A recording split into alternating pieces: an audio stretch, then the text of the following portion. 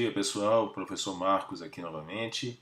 E essa semana a gente vai conversar sobre um perigo real e imediato que nós estamos vivendo, que é justamente dengue, uma das arboviroses mais perigosas que nós temos em circulação no mundo, e é um dos aspectos que nós vamos discutir quando se fala em arbovirose. De que se trata esse termo?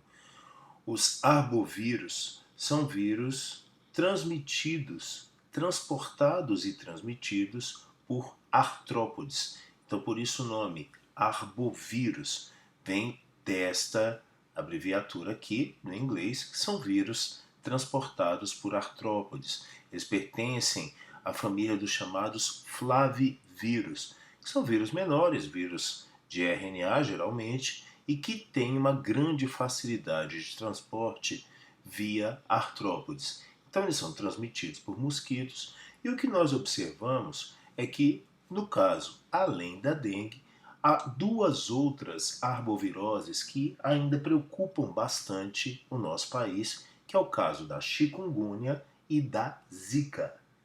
Normalmente, ao analisarmos as três viroses são causadas por vírus contendo RNA de filamento simples. No caso da dengue, que tem justamente uma distribuição em especial no hemisfério sul, principalmente no hemisfério sul, embora alguns países e regiões do hemisfério norte tenham essa situação, né, epidemiológica com ocorrência de dengue também, nós temos uma preocupação significativa com estas regiões aqui indicadas no mapa, que são regiões um pouco mais pobres, onde nós temos exatamente países ainda em desenvolvimento nas regiões da África e da América do Sul. O vírus da dengue tem especificamente 4 sorotipos. Então são 4 tipos de dengue, né? Então, normalmente identificados como os números 1, 2, 3 e 4. Os demais, chikungunya e zika, por enquanto, não há subtipos identificados. Quando nós analisamos a dengue especificamente e os sorotipos da doença, os subtipos do vírus e os sorotipos da doença, o que nós observamos muitas vezes é a ocorrência de algumas dúvidas bem comuns. Muitas vezes, eu já tive dengue, posso pegar novamente? Pode, pode, porque na realidade, como nós temos 4 tipos de vírus circulando, o que nós observamos é o seguinte: uma pessoa teve dengue tipo 1, ela tem uma imunidade permanente especificamente contra o vírus tipo 1, mas ela ainda pode contrair dengue dos tipos 2, 3 ou 4. Na maior parte das vezes, o que tem sido observado na população onde há maior incidência de dengue é que existe uma imunidade cruzada em curto prazo.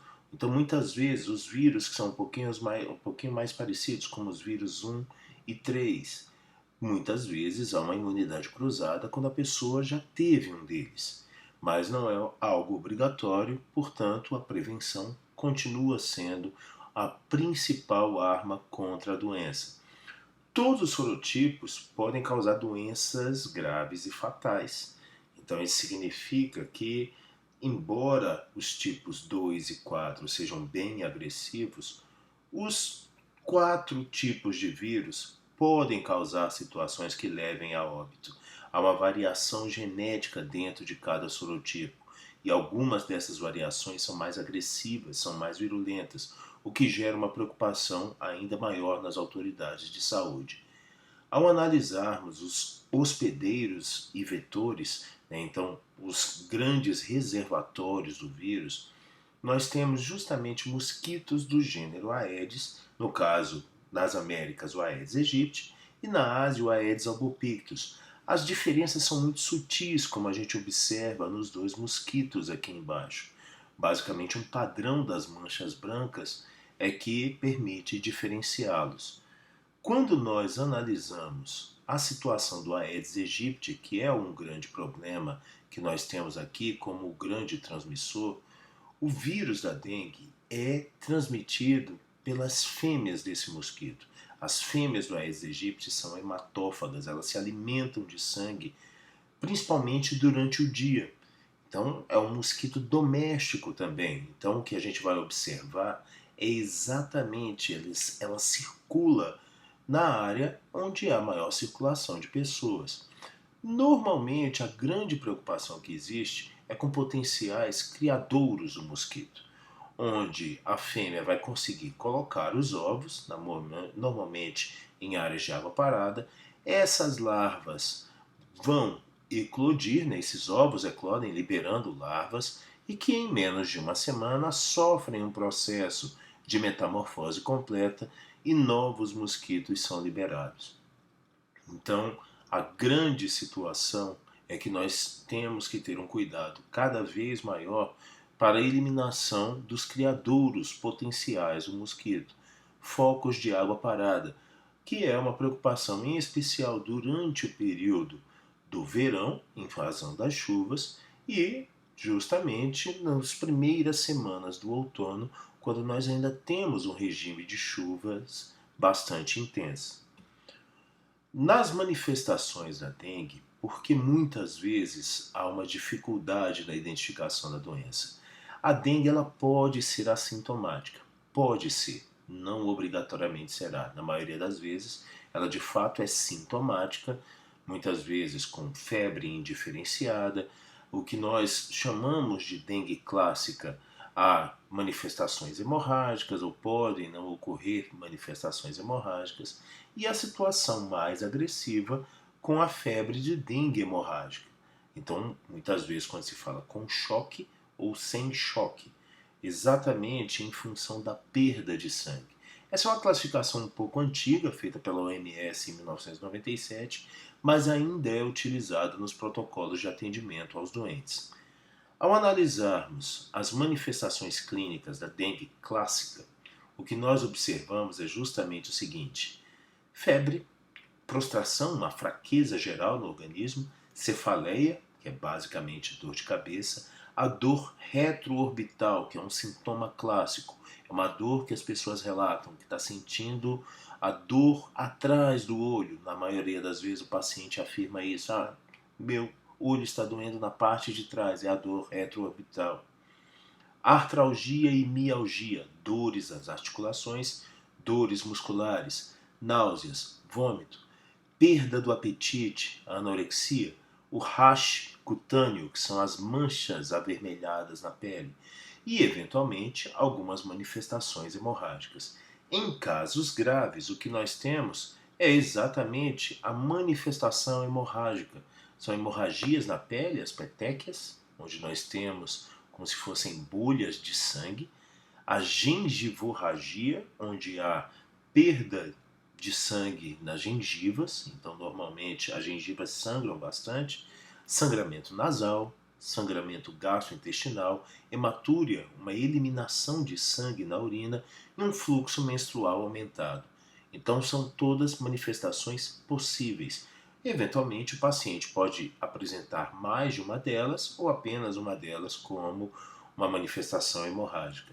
E exatamente nesse caso é que há a maior preocupação das autoridades de saúde, uma vez que o paciente fica instável muito rapidamente com essa perda de sangue. Em termos epidemiológicos, a dengue atinge em torno de 50 milhões de pessoas anualmente. Em torno de 500 mil são hospitalizadas, na maior parte das vezes crianças. E anualmente nós temos cerca de 24 mil óbitos no mundo graças à doença. O que nós vemos aqui nessa segunda foto é exatamente uma das práticas para a eliminação do mosquito, a aplicação de um bioinseticida por meio do que é conhecido como fumacê. Exatamente esse instrumento aqui, em que um trabalhador do serviço de saúde, normalmente, ele vai liberar esse bioinseticida, como ele é vaporizado, fica com um aspecto de fumaça, daí o nome de fumacê. Em média, no mundo, nós temos em torno de 2,5 a 3 bilhões de pessoas vivendo com o risco de contrair a doença nos países onde dengue é endêmico, como é o nosso caso aqui no Brasil. E o que nós observamos é que muitas vezes nas manifestações da doença há uma preocupação em identificar corretamente. Está com dengue? Está com chikungunya? Está com zika? Está com febre amarela? São manifestações semelhantes. Como o Brasil é um país que tem uma cobertura vacinal muito eficiente contra a febre amarela, é pouco provável que nós tenhamos esse tipo de caso. A febre amarela urbana, nós não tínhamos casos há décadas, até que houve um retorno do surto no ano passado e ano retrasado, mas controlado normalmente com a aplicação da cobertura vacinal, a aplicação da vacina. A febre amarela tem uma letalidade maior, mas felizmente no Brasil o número de casos é bem mais baixo. Então, fazendo uma comparação, dengue, normalmente, febre alta repentina, dores de cabeça, dores musculares, dores nas articulações, dores retroorbitais, a dor atrás dos olhos, fraqueza, vermelhidão no corpo e coceira. A recuperação em cerca de uma semana. Com a zika, uma situação muito parecida, só que a febre é mais baixa. A dor de cabeça e as dores musculares também aparecem. Há dores nas articulações, a dor atrás dos olhos. Os olhos ficam muito vermelhos, um sintoma que não costuma aparecer na dengue. Há um inchaço em mãos e pés, coceira e manchas pelo corpo. Então, os sintomas costumam também desaparecer em uma semana. A grande preocupação com o Zika vírus é com mulheres gestantes, uma vez que ele é associado a manifestações de microcefalia nos bebês. A febre chikungunya é outra doença também que chegou mais recentemente ao nosso país. Os sintomas muito parecidos, febre alta, dores nas articulações, dores de cabeça, vermelhidão no corpo, coceira, mas aqui um agravante, as dores articulares podem levar meses ou até mesmo anos para desaparecer por completo. Por isso a grande preocupação em fazer uma identificação correta, uma vez que, no caso de chikungunya, o paciente precisa ficar com um acompanhamento clínico por um período muito mais longo, que costuma ultrapassar um ano. No caso da febre amarela, é a situação que hoje o Brasil encontra-se com um controle mais adequado, uma vez que nós dispomos de uma vacina muito eficiente e ela é aplicada uma vez ao longo da vida. Na maior parte dos casos, quando há ressurgimento de surtos, é que a vacina pode ser aplicada mais uma vez, como uma dose de reforço em casos em que as autoridades de saúde julguem necessários. Ok, pessoal? Esse é um comparativo mais simples das arboviroses e, normalmente, nós vamos conversar um pouquinho mais sobre as viroses ao longo das próximas videoaulas. Obrigado e bom estudo para todos vocês.